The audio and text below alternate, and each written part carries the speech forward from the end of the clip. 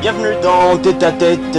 Nous parlons aujourd'hui, encore une fois, d'actualité ici en République démocratique du Congo parce que c'est l'argent, parce qu'évidemment, ce crédit, c'est une dette que la population va rembourser les débuts. C'est là justement que se pose le problème, la problématique de l'indépendance du pouvoir.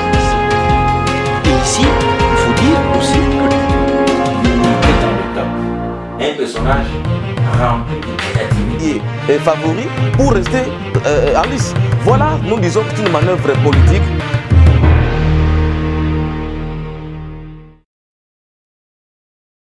Bonjour et merci de regarder Tête à Tête.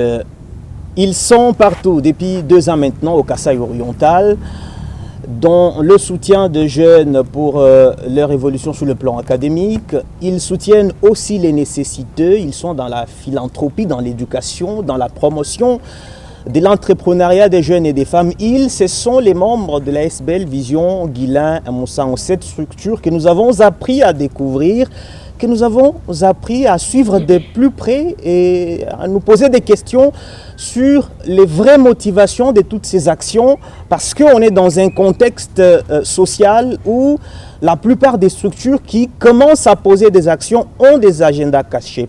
Vous avez posé des questions et j'ai pris la responsabilité de porter vos questions et de les poser à qui des droits. Nous parlons de la SBL Vision Guilain Moussango dans cette émission tout à fait spéciale et particulière, et nous allons poser des questions à ceux qui représentent la structure au Kasaï oriental, parce que vous et nous avons besoin de savoir quelles sont les missions de cette structure: donner des bourses aux étudiants, soutenir les femmes qui sont en difficulté, soutenir les jeunes, les orphelinats, appuyer la population lorsqu'il n'y a pas d'eau potable, distribuer des cache-nez et des intrants de lutte contre la Covid-19.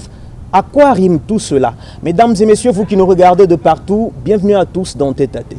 Voilà, nous recevons pour le compte de cette émission 3 représentants de la SBL Vision Guilain Moussango.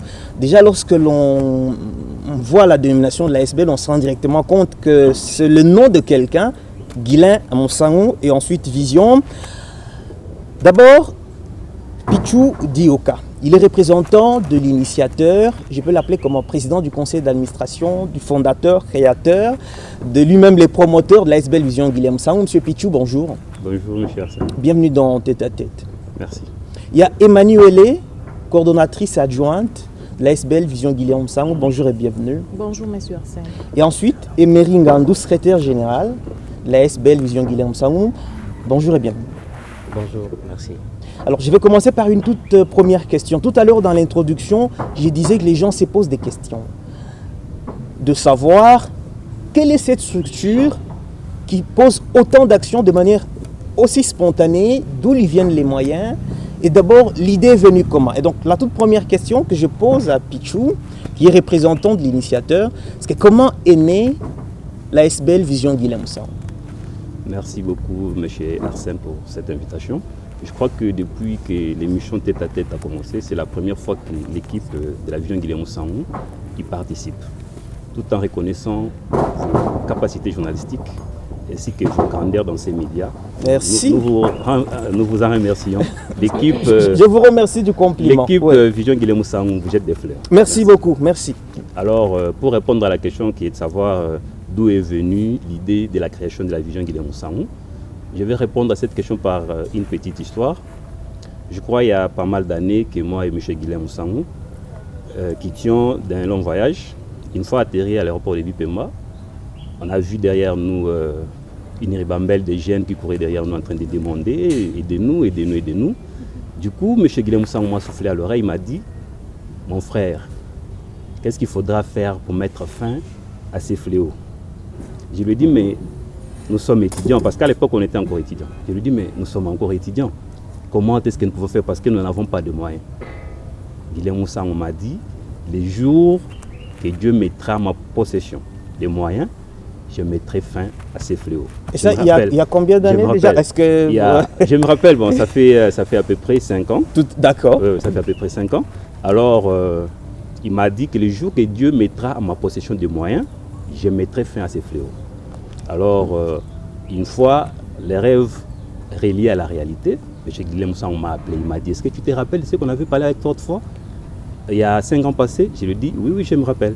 Il me dit, le jour est venu, les moyens sont là, alors nous allons travailler pour soutenir nos frères, nous allons travailler pour soutenir les démunis de notre province. C'est là qu'est née la vision Guilhem Oussangou. Et la naissance aussi, c'est en quelle année déjà?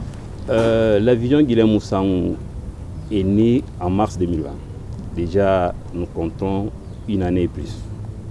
Et lorsque la vision naît, Guilhem Oussangou, qui en est initiateur, il est au Congo ou à l'extérieur du pays? Monsieur Guilhem Oussangou, c'est un Congolais, un Kassaïen, un jeune philanthrope qui a pour souci de soutenir ses frères. Il vit aux États-Unis. Alors, ayant ces soucis-là de soutenir ses frères et sœurs, étant loin, il œuvre, mais étant aux États-Unis. Il fait toutes ces actions-là, mais étant aux États-Unis. Il n'est pas avec nous ici sur place. Et donc, si je vous comprends bien, c'est pendant qu'il est ici au Congo, au Kasaï oriental particulièrement, qu'il se rend compte que ses frères souffrent. Sûrement. Et lorsque il s'est déplacé et que les moyens ont été trouvés, il dit je vais concrétiser ce rêve. Et ce n'est pas qu'au Kasaï oriental que ses frères congolais souffrent. Il y a des Congolais qui souffrent peut-être beaucoup plus qu'au Kasaï oriental, notamment à l'Est. On se rend bien compte aujourd'hui que beaucoup de projets de philanthropie, d'aide sociale, de transformation sociale sont orientés à l'Est à cause de la guerre. Pourquoi particulièrement au Kasaï oriental? Parce qu'il est kassaïen ou il y a une autre explication? Écoutez, mes chers Arsène, la vision Guilhem Oussangou n'est pas seulement au Kasaï oriental. Nous sommes une structure à porte ouverte. Nous avons notre siège national qui est sur le boulevard du 30 juin, 4e étage, à l'immeuble Sozacom à Kinshasa, Gombe, pour ceux qui connaissent Kinshasa. Tiens, vous avez déjà un siège à Kinshasa? Sûrement. Vous avez des grands rêves? Sûrement. Alors, si la vision Guilhem Oussangou a commencé à Mbujimayi, c'est juste pour respecter l'adage qui dit alors, M. Guilhem Oussangou étant un natif du Kasaï oriental, il a jugé bon de commencer la structure à Mbujimayi. Mais nous avons notre siège au niveau national. Ah d'accord, merci pour ces éléments. Alors Emani, coordonnatrice adjointe, pour vous, j'ai cette question. Quels sont les objectifs? Parce qu'après, la vision est née, la première impression de l'initiateur par rapport à la souffrance de ses frères et sœurs. Et ensuite, il met en place une structure, mais il faut en définir les missions, les objectifs. Quels sont vos objectifs? Nos objectifs, c'est d'agir, promouvoir aussi le bien-être de la population. La population, nous avons un peu, en général, mais nous avons beaucoup plus aussi cadré sur les jeunes et les femmes. Comme M. Pichou l'a bien dit, vous avez vu que M. Guilhem a beaucoup de rêves pour les jeunes.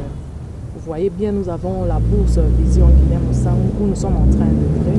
Donc, notre mission est de promouvoir donc le bien-être de la jeunesse, de promouvoir l'entrepreneuriat des jeunes, de booster les jeunes qui ont des talents, les jeunes qui ont des trucs à entreprendre. Nous sommes là pour les soutenir, avoir vraiment des objectifs, pas seulement qui vont se limiter sur ces jeunes-là, mais qui vont se répandir aussi à une partie ou une très grande partie de la population. Mary, un complément par rapport aux objectifs? Oui, si je peux ajouter quelque chose par rapport aux objectifs, vous allez comprendre que nous sommes dans l'entrepreneuriat de jeunes. Alors, chaque jeune qui a une initiative, qui a quelque chose à faire et qui manque de moyens, nous sommes là pour soutenir des jeunes comme ça. Étant donné que nous agissons dans une devise qui est celle de soutenir, d'agir et de promouvoir. Nous soutenons ceux qui ont des rêves, nous agissons là où il n'y a pas quelque chose et nous avons ce que nous pouvons faire dans le temps, dans un futur très proche par rapport à certaines réalités sociales. Vous avez des axes d'intervention où vous intervenez dans tous les secteurs où il y a des jeunes. Est-ce que vous avez des axes particuliers où la vision intervient, ou si un jeune, je ne sais pas, pilote a besoin de payer un avion pour, n'est-ce pas, commencer à s'exercer, la vision est là, ou la vision s'est assignée des missions spécifiques selon des axes bien identifiés? Bon, je crois que la vision Guilhem Oussangou œuvre dans plusieurs secteurs, mais les plus actifs sont l'éducation, la santé et l'entrepreneuriat. C'est-à-dire, nous sommes beaucoup plus dans ces secteurs-là dont je viens de citer. Alors, nous allons parler des secteurs par secteur, en tout cas dans quelques minutes. Mais j'aimerais d'abord évoquer quelques événements, en tout cas si je peux les appeler ainsi, parce que c'était vraiment des événements ou quelques actions de grande envergure que vous avez posées sur la ville qui ont frappé l'impression, l'opinion générale. Je commence par la carence en eau potable en 2020. La crise du coronavirus débutant entre mai et juin, nous avons vu la délégation de la vision Guilhem Ossangou descendre dans quelques quartiers de la périphérie, distribuer des bidons d'eau. Comment vous justifiez cela? Est-ce de la propagande, du populisme? Comment, du coup, vous retrouvez à distribuer de l'eau à la population? Pichou. Tout au début, j'ai dit que M. Guilhem Ossangou souffre de l'amour de ses proches. Un jour, j'ai reçu l'appel du chef de quartier de Snell 2 qui m'a dit « Monsieur Pichou, nous apprenons ça et là que vous faites de bonnes œuvres. Mais la population de Snell 2 souffre. Ils n'ont pas d'eau à boire. Qu'est-ce que votre structure peut faire pour nous ?» Je lui ai dit « Monsieur, ne vous en faites pas. Nous sommes là pour ça. » J'ai appelé les visionnaires, qui est bien sûr M. Guilhem Ossangou. Il m'a dit le plus vite possible, descendez sur terrain, faites l'essentiel. Alors nous sommes descendus sur terrain avec plus de 5000 bidons. Nous avons distribué et tout le monde était satisfait. Ma question c'était de savoir, est-ce seulement de la philanthropie ou c'était une manière aussi de vous faire remarquer, saisissant d'une opportunité qui s'est offerte? Écoutez, la vision Guilhem Ossangou, c'est une structure complètement humanitaire. C'est-à-dire, nous sommes là pour assister les personnes désavantagées de notre province. Nous n'avons pas d'agenda caché, comme d'autres structures politiques. Ce n'est pas un parti politique en définir. Ce n'est pas un parti politique. Ce n'est pas un parti politique. Nous sommes là pour soutenir les personnes désavantagées de notre province. Alors, c'est ça. C'est ça. Nous n'avons pas d'agenda caché.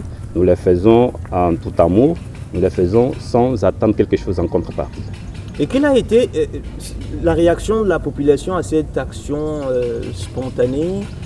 Comment les mamans... C'était déjà dans quel quartier? Côté quartier Snell 2. Quartier Snell 2. Oui, oui. Comment les ménagères du quartier Snell 2, c'est l'un des quartiers où l'eau ne coule quasiment jamais, il faut déjà le souligner. Il n'y a pas de robinet, il faut le souligner. Il n'y a jamais de robinet. Il n'y a pas de robinet dans ce quartier-là. Et donc c'est dire que ils souffrent permanemment de la carence en eau potable.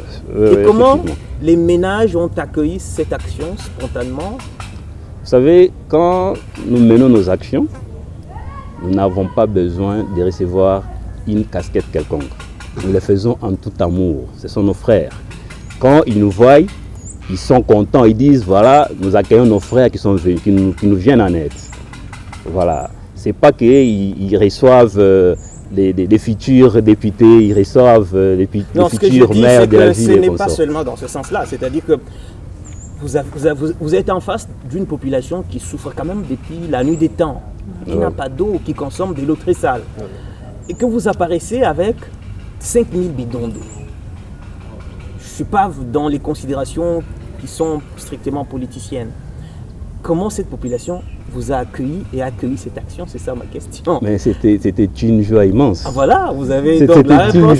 C'était une joie immense. C'était très ils se sont réjouis. Ils ont dit, certains ont dit, mais nous voulons des gens comme vous à la tête du pays, nous voulons des gens comme vous à la tête de la province. J'ai souri, j'ai dit, mais nous ne sommes pas dans ça. Comme vous nous réclamez, bon, attendons dans les jours à venir. Comme c'est votre vœu, c'est votre vouloir, attendons dans les jours à venir. Emani, excuse-moi, c'est peut-être subjectif, mais comme femme, comment vous avez ressenti lorsque toutes ces femmes vous disaient ces choses? Vous vous êtes dit, waouh, on a frappé fort? Bien sûr que oui, parce que je suis aussi femme, je connais cette pénurie d'eau sur la ville. Les femmes, et nécessairement ces jours ici, il n'y a même pas beaucoup d'endroits où trouver l'eau même qui est en train de couler. Avant, on prenait même des bidons sur la tête, mais parfois on ne sait même pas trouver où l'eau coule. Et ce sont ces marchands-là qu'on appelle pratiquement les maïs qui circulent avec cette eau-là. Il faut vraiment avoir de l'argent pour payer ça. Et moi-même, j'étais dans cette activité-là. nous avions même pris des photos avec ces femmes-là. C'était une joie immense. Moi-même, je me disais, mais je suis aussi femme. Je me suis mis à leur place où chaque fois, ces femmes-là se réveillent à 5 h du matin pour aller chercher de l'eau. Et nous avons, avant de mener cette action, nous avions eu des sensibilisations où nous sommes descendus sur le terrain. Nous leur avons dit que demain matin, nous passerons pour prendre de l'eau. Et c'était dans une école là. On avait pris place à la cour d'une école, mais c'était vraiment...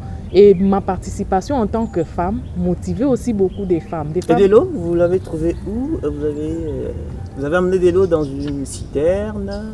Non. Nous avons commencé par stocker.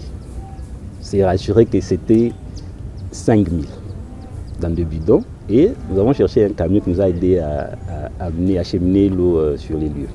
Alors ça, c'est la première action qui, à mon avis, a frappé fort dans l'impression de l'opinion. Bon, c'est même de l'avis de plusieurs personnes, parce que nous avons eu à l'époque déjà des échos, des gens se posant des questions sur c'est qui Guilain Moussangou, qu'est-ce qu'il nous veut, pourquoi il nous fait autant du bien. Avec raison, parce que voir quelqu'un qui vous fait du bien, c'est des choses qui sont rares en 2021 en Afrique. Et après, il y a la Covid. On est déjà en plein Covid, on est toujours en 2020. Vous décidez aussi d'accompagner la population dans la lutte contre la pandémie en distribuant les intrants, notamment les gels hydroalcooliques, les masques et même les lave-mains, comme on les appelle couramment. Là aussi, Pichou, c'était dans les universités, dans les marchés? Nous avons commencé par le marché d'abord. Nous avons distribué sur tous les marchés de Mbuji-Mayi. Après le marché, nous sommes descendus dans des universités et instituts supérieurs. Nous avons mené la même action. Après, nous sommes allés dans des écoles primaires et secondaires pour mener la même action. Sans oublier aussi les églises. Et les églises aussi. Vous étiez aussi dans les églises? Sûrement, les églises aussi. Nous avons eu à mener les mêmes actions, même dans les églises. Environ combien de masques? Est-ce que vous avez l'idée? C'était plus de 7000 masques. Plus de 7000 masques. Okay. Et comment vous avez fait pour cibler les endroits? Cette question, je la pose à Emery. Le choix, il a été aléatoire. Vous êtes passé par un tirage au sort. De toute façon, si quelqu'un a la réponse, qu'il nous la donne entre vous. Bon, en fait, allez-y comprendre que nous, on était tous butés à cette histoire de Covid-19. On devrait nécessairement voir d'abord cibler les endroits où il y a de masse, où il y a de foule à tout moment. On devait d'abord aller tout droit vers ces endroits-là. C'est pour cela que nous sommes partis tout droit vers les universités, les églises, il y a des endroits, oui, les marchés. Oui, c'est ainsi que nous avons d'abord en avance vu cela et nous sommes intervenus trop vite pour donner un peu de solution par rapport à cette histoire de Covid. Et là encore, c'est la même question que je pose. La réaction des bénéficiaires? La réaction était très, très positive, au fait. Vous voyez, si vous êtes là et sans attendre quelque chose, vous voyez une surprise qui est spontanée dans un besoin. Donc, vous avez besoin de ces choses-là et vous voyez un bénévole qui se présente. Les réactions seront toujours très positives. Et aussi pour compléter, une satisfaction totale. Satisfaction totale. Vous imaginez quand on est dans l'insuffisance, on est dans le besoin de quelque chose et quelqu'un qui nous apporte de l'aide. De toutes les façons, on doit être très content, joyeux de cette action. Et là, on est encore dans les œuvres de philanthropie. Elles sont nombreuses. On a vu, par exemple, des assistances aux orphelinats et tant d'autres activités. Alors, nous risquons de nous éterniser et de ne pas terminer cette émission parce que les actions, vous les avez quand même posées. La structure existe, vous avez dit, depuis mars seulement, 2020. Depuis mars 2020. Mais là, on énumère déjà plusieurs activités que vous avez posées sur terrain et qui ont impressionné le grand public. Mais je voudrais à présent que l'on parle de vos interventions secteur par secteur. Et là, je commence par le secteur de l'éducation. Vous êtes aussi dans l'éducation, avez-vous dit? Et que dans ces secteurs particulièrement, vous avez lancé la bourse Guilain Moussangou. Je voudrais que vous puissiez revenir sur cette initiative et expliquer à la population en quoi consiste ou a consisté la première édition de cette bourse, comment elle s'articule, quels sont les bénéficiaires, comment vous les avez choisis et quels sont les résultats auxquels vous attendez en payant les études universitaires pour les diplômés les plus méritants de la province du Kasaï oriental. Pichou? Vous avez dit, pour commencer... D'abord, pour commencer, c'est de savoir la bourse, pourquoi donner la bourse? Parce que vous pouviez, par exemple, construire une école ou payer les crédits pour les écoles. Pourquoi avoir choisi seulement de donner la bourse? D'abord, la bourse est l'initiative de M. Guilhem Moussaoun. C'est pourquoi il a nommé Bourse Vision Guilhem Moussaoun. Alors, l'idée, c'est de soutenir nos jeunes, soutenir nos universités locales.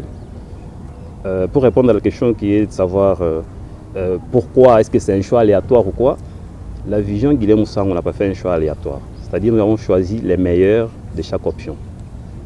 C'est-à-dire l'élève qui a fait les plus grands pourcentages de son option, c'est celui-là qui a mérité la bourse de la Vision Guilhem Moussaoun. Alors, mais pourquoi seulement la bourse? C'est ça ma question. Parce que dans l'éducation, il n'y a pas que les finalistes de l'examen d'État. Vous avez des élèves qui ne savent pas, en tout cas qui ne savent pas se payer un cahier pour aller à l'école. Même si, avec la gratuité, on a quand même permis de récupérer certains enfants qui n'allaient pas à l'école, ce n'est pas tout. Il y a encore, malgré la gratuité, qui ne savent pas payer l'uniforme, qui ne savent pas payer la craie. Alors ma question, c'est de savoir pourquoi avoir choisi de donner seulement la bourse que de faire autre chose dans les secteurs de l'éducation. En fait, si nous avons commencé... Ou bien vous avez prévu d'étendre... Sûrement, nous allons étendre nos actions. Si nous avons commencé par la bourse, cela ne veut pas dire qu'il n'y a pas de choses à faire dans les secteurs d'éducation. Nous avons tant de choses à faire. Si je me mets à énumérer, l'émission ne prendra pas fin. Alors, nous avons choisi la bourse justement pour soutenir nos jeunes finalistes. C'est ça quoi, c'est ça le but principal de la bourse. Et alléger les parents. Et aussi alléger les parents bien sûr, et aussi soutenir nos universités locales. La bourse, elle est locale? Sûrement, elle est locale. Vous n'envoyez pas les enfants en Amérique? Non. Ça va venir. Ça va venir. Ça va venir. Oui, Monsieur Arsène, si je pourrais compléter Monsieur Pichou, quand nous aussi, dans ce que nous travaillons, nous avons aussi nos devises. Nous prenons beaucoup plus l'excellence. Alors, M. Guilhem travaille, bien sûr, nous allons recourir aussi, quand nous allons étendre nos champs d'action, nous allons recourir aussi à ceux que nous pouvons aider à se relever, oui, ça viendra, mais pour le moment, nous, dans l'éducation, avec cette bourse-là, nous prenons d'abord l'excellence. Nous prenons ces excellents-là, on les prépare, on les propulse, et eux là aussi, avec les résultats que nous aurons avec eux, ces résultats-là peuvent avoir aussi des retombées sur les autres. Par exemple, notre bourse, M. Pichou a dit qu'elle est locale. Mais elle est locale, bien sûr, mais quand nous avons aussi donné des principes sur ces étudiants-là. Nous leur avons donné des objectifs à atteindre. Par exemple, se distinguer au courant de toutes les années, vous maintenez votre bourse. Et si vous vous êtes distingué pendant ces années-là, à la fin, vous aurez une bourse internationale. Et vous allez continuer vos études aux États-Unis. Et quand vous terminez vos études aux États-Unis, vous allez revenir pour travailler pour la province. Vous voyez qu'à partir de ces excellents-là, nous avons ressorti un excellent qui pourra concourir au bien-être de la population du Kassai-Oriental. Et donc là, le bénéficiaire de la bourse, ils sont 10? Ils sont 10. Les bénéficiaires qui sont éparpillés dans les universités locales. C'est-à-dire que lorsque vous bénéficiez de la bourse, si je vous ai bien saisi, Emani, vous devez continuer à vous distinguer pour demeurer boursier, Guilhem Moussaoun. Sûrement. Et donc cette bourse ne consiste pas à payer comme ça, de manière automatique, tous les cursus universitaires du candidat. Non. Comment voulez-vous qu'on continue à payer pour quelqu'un qu'on va refuser cette année? S'il est refusé à l'université, automatiquement il tombe. Nous prenons il faut continuer de mériter la bourse, il faut continuer à se distinguer. Sûrement. Avec 70, 80, 70 et au-delà. Et si vous faites 70 au-delà, l'année suivante, vous allez... la bourse va continuer. Vous allez continuer à payer les études. Et à la fin, vous avez votre continuité à l'étranger. Et si vous terminez tous les cursus avec la bourse Guilhem Moussaoun, là, vous allez faire la spécialisation à l'étranger. Oui, aux États-Unis d'Amérique précisément. Toujours avec la bourse Guilhem Moussaoun. Toujours avec la bourse Guilhem Moussaoun. Tiens, qui vous finance? C'est avec les moyens de bord. Avec les moyens de bord. Présentement avec les moyens de bord. Non, mais parce que prendre en charge, c'est vrai que l'université ne coûte pas très très cher ici. mais il y en a qui sont dans les institutions privées où il faut quand même débourser beaucoup d'argent. Ça représente quand même un grand paquet. Oui. Et lorsque vous vous dites, si vous terminez vos études, mettons-nous dans un cas de figure, ce qui n'est pas impossible, que tous les 10 se distinguent jusqu'à la fin. Yeah. Vous allez envoyer 10 universitaires en Amérique, en Europe. Rien n'est impossible pour M. Guilhem Sangou. Il va les faire. Ça dit quoi? Rien n'est impossible. Il va les faire. Quoi? C'est-à-dire, il a mis. Là, vous êtes il en a partenariat avec quelle institution? La Banque mondiale? Il n'y a pas de l'UNESCO? partenariat. C'est avec les moyens de Jusqu'à là, bord. il n'y a pas de partenariat. Il y a- Jusqu'à là. je vous dis que c'est avec les moyens de bord. Toutes les actions que nous avons énumérées Sûrement, ici, sûrement, de ça. l'eau, des Sûrement. écrans contre la Covid, la bourse, c'est avec les Tout, moyens. c'est avec les moyens de bord. C'est M. Guilhem Sangou qui fait tout ça. Et aussi, allez-y comprendre que nous sommes dans une vision. Et aussi, l'initiateur, c'est un visionnaire. Ah, ce n'est pas par erreur. Il a d'abord Tout une est vision. planifié. tout Oui, est déjà nous sommes dans prévu. une vision et l'initiateur, c'est un visionnaire. Ayant vu d'abord, chef de l'État, initier la gratuité de l'enseignement, lui de son côté, étant donné visionnaire, il a aussi pensé à une bourse pour ses frères et Pour sœurs. soutenir la Soutenir. vision du président de la Effectivement, République dans le secteur soutenir de aussi, l'éducation. dans l'éducation. Soutenir aussi la vision du chef de l'État, la gratuité de l'enseignement de l'autre côté, une bourse pour les études universitaires aussi, dans la gratuité, je vais le dire bien. Alors, dans ce cas, comment vous faites? Vous allez payer de l'argent dans les universités ou vous remettez aux jeunes gens avec risque que certains ne En fait. puissent pas affecter cet argent à leurs études? Comment fait la vision Guilhem Sangou pour payer ces Pour, Et quels sont les frais que vous prenez en charge? C'est tous les frais ou ce sont seulement les frais d'études et- Hormis l'achat des syllabus, je crois. Hormis l'achat des syllabus, L'achat de tous les syllabus autres est même frais, déjà tous les autres interdit par frais, le la président. vision, oui, tous les autres frais, la vision prend Donc en c'est-à-dire charge. l'inscription, Tout, la l'inscription, la participation aux sessions, participation. La participation aux tout. les sessions, va travaux aussi pratiques, les frais académiques. les frais académiques. Oui. Oui, oui. Nous avons M. Emery qui est chargé de payer les frais pour les étudiants. Tu es Pour éviter les détournements des étudiants, alors nous avons chargé M. Emery, c'est lui qui peut bien nous expliquer. Vous aussi, vous avez votre IGF à l'interne pour Sûrement. vous assurer que Emery... Alors Emery, comment? Vous avez déjà payé pour tous les 10? Oui, évidemment, on n'a pas de souci, on n'a pas de plainte. Oh non, moi j'ai été renvoyé. Non, c'est OK. C'est OK, nous avons payé pour ceux de Chikama. Nous avons, puisque l'élève lui-même devrait choisir l'université de son choix. Il y a ceux qui sont à Chikama, nous sommes mis déjà en ordre avec les frais académiques. Ceux qui sont à l'UEM, de même, à l'ISPTK et aussi à l'ISTIA. Nous sommes vraiment en ordre. Nous sommes vraiment en ordre. Frais académiques, participation aux examens, inscription. Vraiment, nous sommes en ordre de ce côté-là. Ah, d'ailleurs, de ce côté-là, il y a le témoignage des bénéficiaires eux-mêmes qui doivent le prouver et qui le prouvent à travers cette vidéo. Je remercie vraiment la vision Guilhem Sangou pour tout ce que vous avez fait pour nous. C'était comme un rêve pour nous, ces bourses. En fait, c'est la réalité. Nous sommes en train de passer notre session dans le calme. Toutes les conditions exigées par l'université sont accomplies. Nous vous remercions vraiment, Guilhem Sangou. Vive la vision. Je remercie à la vision Guilhem Sangou. Je ne pensais pas que cela devrait être réel. Je viens de passer ma session en tant que boursier de la vision Guilhem Sangou. Moi, c'est Madame Bijou Bichilolo. C'est la maman de notre boursier Krinovic Songo. Moi, je remercie d'abord M. Guilhem Sangou. Moi, je peux l'appeler que c'est notre Moïse, parce qu'on ne s'attendait pas. Il y avait beaucoup de charges, mais il m'a épaulé quand même. Que Dieu puisse lui garder et ajouter encore. Bon, je manque de mots, parce que je suis très contente. Je rappelle à ceux qui regardent tête à tête que nous recevons la grande équipe de la vision Guilhem Sangou. Nous parlons de cet ASBL qui, depuis un peu plus d'une année maintenant, impacte la vie sociale au Kasaï oriental dans différents secteurs. Nous avons énuméré tout à l'heure plusieurs actions de philanthropie, mais aussi différents axes d'intervention, notamment celui de l'éducation avec cette bourse. Vous avez dit aussi que vous intervenez dans les secteurs de la santé. Alors spécifiquement dans ces secteurs, qu'est-ce que vous avez fait et qu'est-ce que vous envisagez de faire? Et ça, pour quand? Pichou.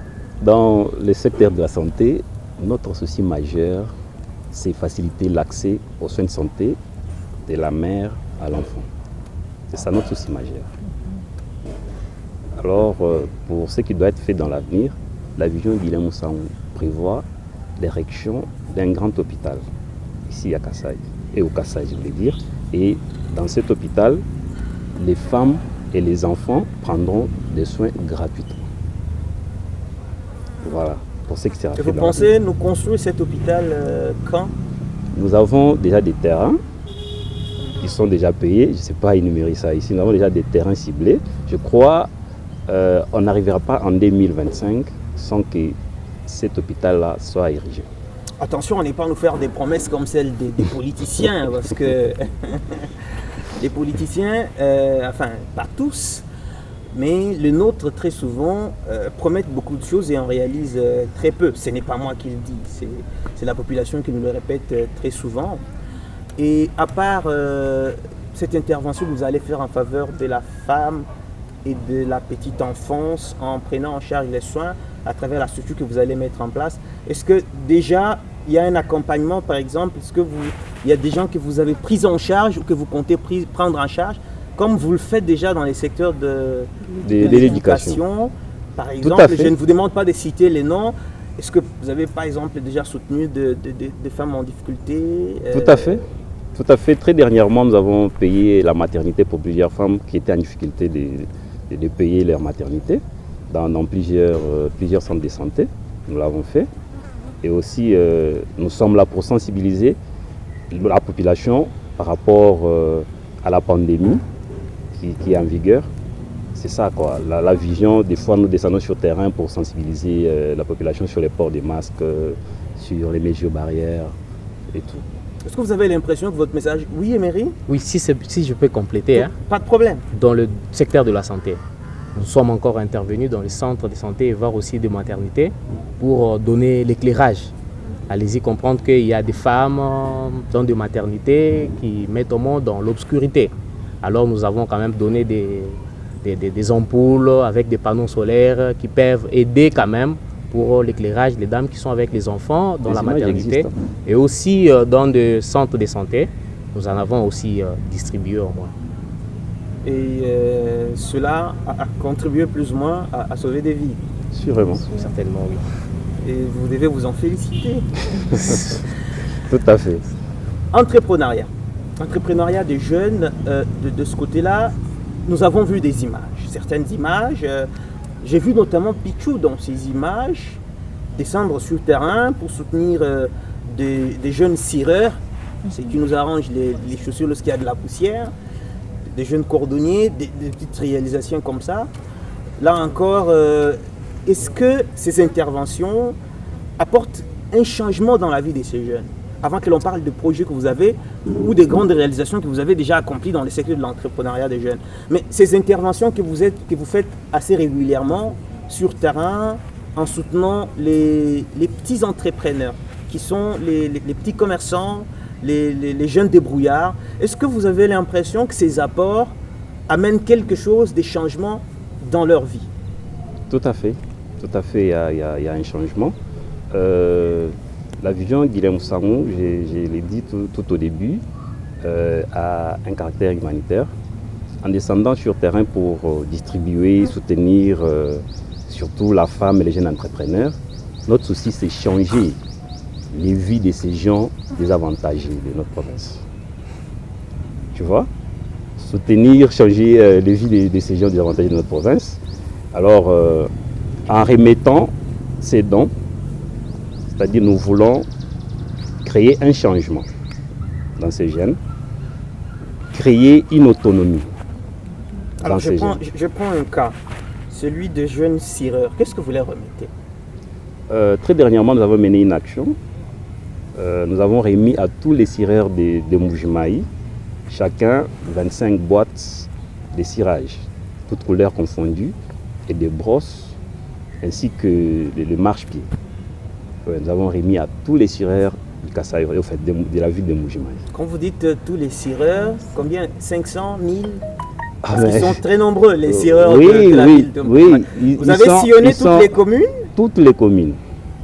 En commençant par la commune de Dibindi, allant à la commune de la Mouya, donc toutes les communes, quoi. Toutes les communes. Alors ça, je peux appeler que c'est des interventions d'urgence. Ça, c'est l'expression que je choisis pour qualifier ces actions. Alors je ne sais pas si c'est certainement planifié. Enfin, vous êtes une structure qui me paraît très ordonnée. Je me dis que c'est des activités qui sont planifiées dans votre planning de travail. Mais quelles sont les grandes actions en termes de soutien à l'entrepreneuriat des jeunes que la vision a déjà menées et qu'elle compte mener sur terrain? C'est ça la question à laquelle tout le monde attend des réponses. Surtout les jeunes qui ont des projets qui moisissent dans la maison. Oui, Monsieur Arsène, dans l'entrepreneuriat, nous avons déjà envisagé faire vraiment une très grande action qui va venir très prochainement, dans les jours à venir, nommée Prix Guilain Moussan. Prix Guilain Moussan. Pourquoi tous c'est seulement Guilain Moussan? Il est si égoïste et qu'il voudrait que son nom apparaisse partout. Son nom apparaît déjà dans la dénomination de la SBL, dans la bourse et bientôt dans le prix Guilain Moussan. Ou bien comme il ne vit pas au Kasaï oriental, il veut que ses frères se rappellent qu'il ne les a pas oubliés. Non, mais ce n'est pas du nouveau. Même dans des livres, nous avons même des marques de véhicules. Quand on te dit Toyota, tu verras que Toyota, là, ça doit être l'initiateur ou le créateur de cette idée de la marque. Ça, je comprends. On referme la parenthèse. Ouais. Revenons au prix Guilain Moussan.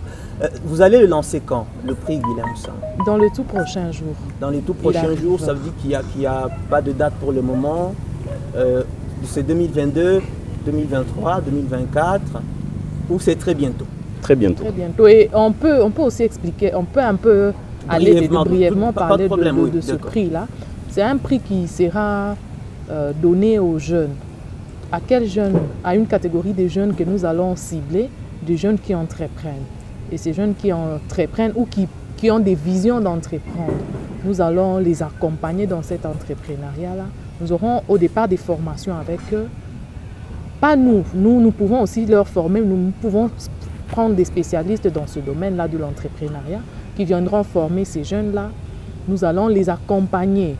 Et comme nous allons donnant du financement, oui, bien sûr. Et un mentorat, un coaching à l'entrepreneuriat, un accompagnement.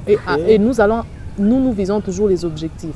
Nous allons les accompagner et nous allons atteindre les objectifs avec eux. Et donc les jeunes du Kasaï oriental qui vous suivent peuvent se frotter les mains et commencer déjà à préparer leur projet? Bien sûr.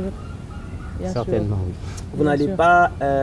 D'ailleurs, j'aurais dû vous poser cette question par rapport au choix des gagnants de la bourse. Heureusement que Pichou m'a coupé l'herbe sous les pieds. Ça doit être peut-être Emani en disant que c'est les meilleurs finalistes, de ceux qui ont fait les plus grands pourcentages. Alors là, nous serons dans un contexte où il n'y aura pas de pourcentage. Est-ce que vous allez lancer un concours ou comment le choix va se faire?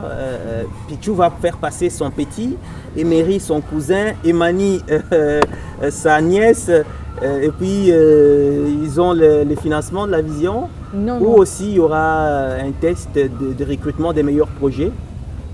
C'est ça l'idée derrière? Sûrement, sûrement. Des meilleurs projets, oui, et nous aurons peut-être à catégoriser.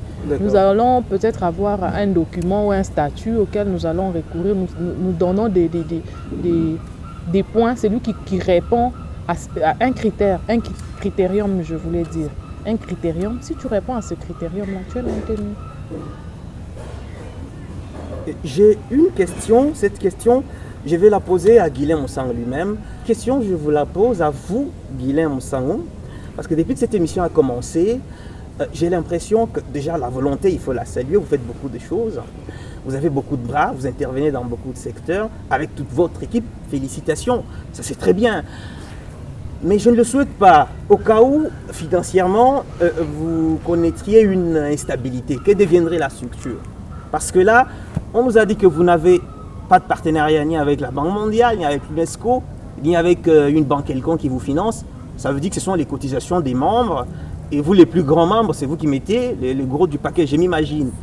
Si vous n'avez plus de moyens, comment vous faites? Que va devenir la structure? Merci beaucoup Arsène pour la question. La vision Guilhem Moussango ne va pas simplement, ne compte pas seulement sur les fonds propres ou les fonds, les dons de M. Guilhem Moussango au sein de cette entité. La vision Guilhem Moussango n'est pas seulement, certainement, qu'elle porte mon nom, mais ce n'est pas une entité privée. C'est plutôt une entité qui est ouverte à tout le monde, à tous ceux là, toutes les personnes plutôt qui veulent aider, assister, soutenir les personnes les plus vulnérables de la société, les personnes qui sont marginalisées au sein de nos communautés, au sein dans notre pays, en Afrique et pourquoi pas dans les mondes. Alors c'est une grande vision, ce sont des objectifs qui vont plutôt au-delà de nos frontières. Alors nous sommes dans des pourparlers avec plusieurs partenaires au niveau des États-Unis et de l'Afrique, même au sein de notre pays, même dans notre pays en RDC. Il y a des gens qui sont prêts à nous accompagner, mais vous savez, il y a toujours des préalables. Lorsqu'il faut s'engager avec des gens qui sont responsables des grandes compagnies, par exemple ici aux États-Unis, ce sont les grandes compagnies, des grandes entités, il faut prouver ce qu'on dit, il faut avoir ce qu'on appelle la sécurité juridique et même la sécurité judiciaire. Alors, œuvrant en République démocratique du Congo, on devait s'assurer que nous avons tous les documents nécessaires qu'il faut pour le bon fonctionnement d'une association à un but lucratif. Et c'est ce que nous sommes en train de faire actuellement au sein de la vision Guilhem Moussango. Selon les rapports que j'ai reçus hier, nous sommes presque à 70%, ce qui est déjà quelque chose de bon pour nous. Et nous comptons d'ici là posséder tous les documents nécessaires. Nous avons fini, je crois, avec le ministère des Affaires sociales au niveau national. Nous sommes au niveau du ministère de la Justice également. Et à la fin, nous allons boucler avec le journal officiel.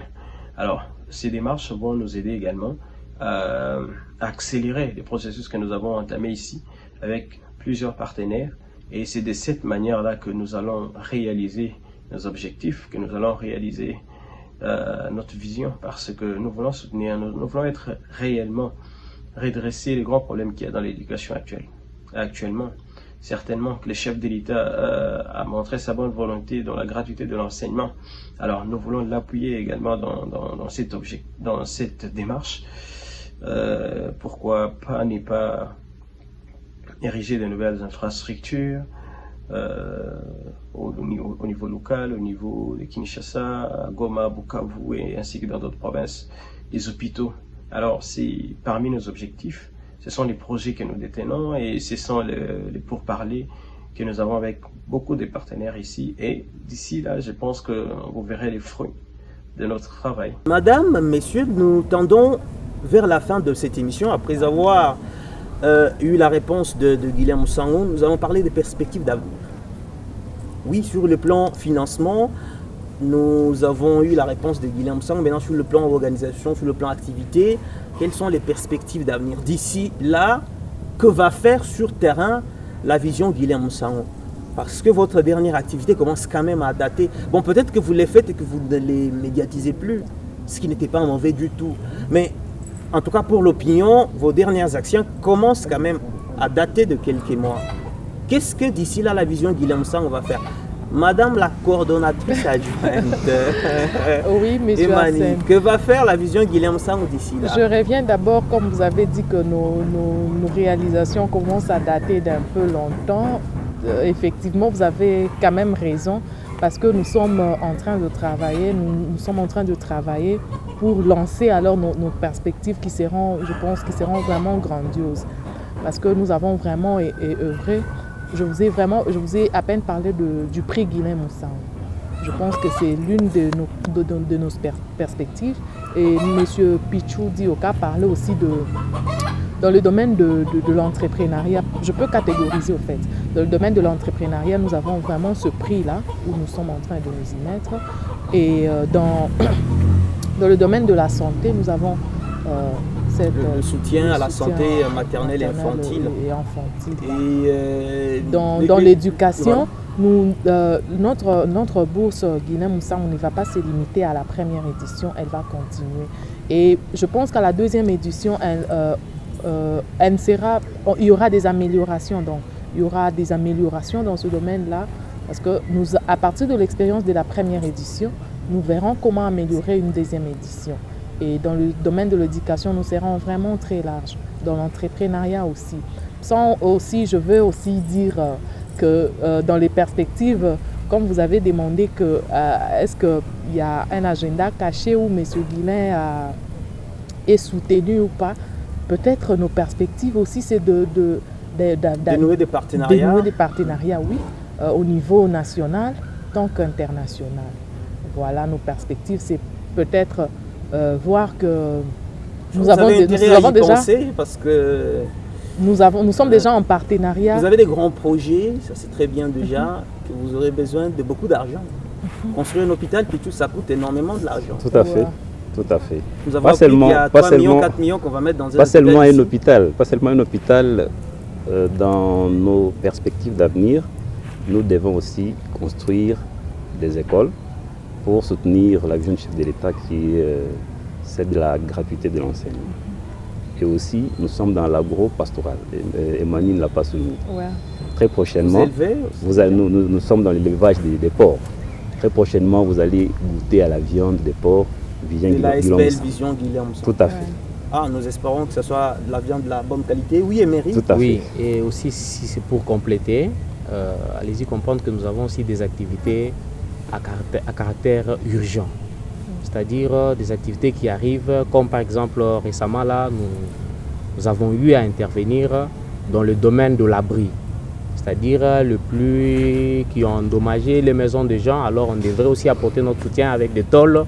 C'est pour vous faire comprendre que non, il y a des activités aussi urgentes dont on ne peut pas faire appel ici dans cette émission, mais qui peuvent nous arriver simultanément. C'est important d'en parler. Et aussi nous apportons notre famille qui a perdu un membre de famille, il manque des cercueils. La vision peut intervenir le plus vite possible, payer les cercueils, payer les transports pour amener les corps au cimetière. Voilà.